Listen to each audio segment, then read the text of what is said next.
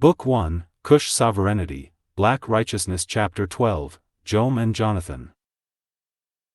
Wanyenyekevu stood there and shook his head in amazement. Sabaoth is able, he said proudly. He walked toward the wall and held up his hand to touch it. Who in the hell are you? And motherfucker, what the hell you think you finna do with your hands?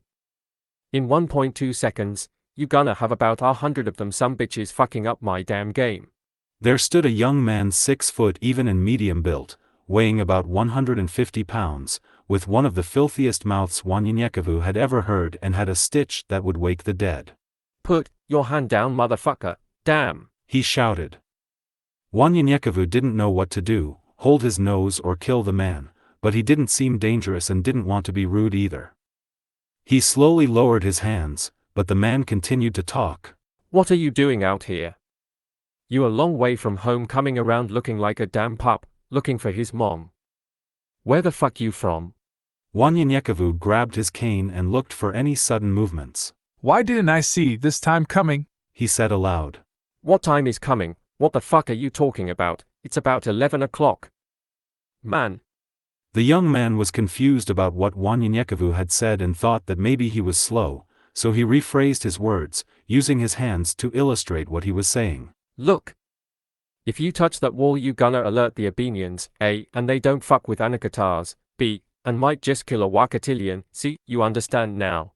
Rubbing his eyes and forehead, for he saw this vision in a dream months ago, Wanyenyekevu said, Deja vu. Adjusting his thoughts, he said, What language do you speak? It's so hard to follow. And who are the A's and the B's?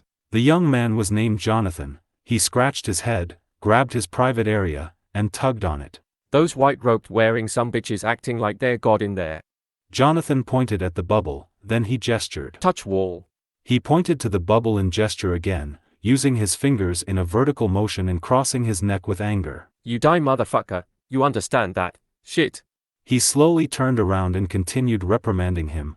Fucking asshole, looking like a fish out of water. Talking about who's the BS these nuts in your mouth motherfucker. Bringing them motherfuckers near me. If you want to die, take your fucking ass further south, straight to that front door, and say, hey, let me in.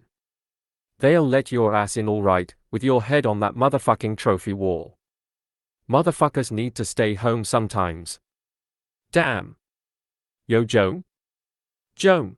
Jonathan shouted in frustration. Jom automatically opened a hidden door that led into the ground, but Jom didn't come out. I'm busy. Jom shouts back to Jonathan, but Jonathan continues.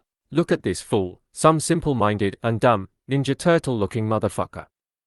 Do you believe he was finna touch that damn wall? His ass was standing there looking like a deer in headlights. Jom rises from the structure underground. What? Where the fuck he's from? He looked at Wanyenyekevu. Oh yeah, he's one of those Wankatanaiden, or some shit like that. Jom continued. Are you lost? Well, I can see that. But your ass is fucking up. Why is your ass around here? Jom curiously looks around. And your ass, ain't got a horse or nothing else to ride. Why didn't you at least dress up as one of them, or us? You know, camouflage yourself.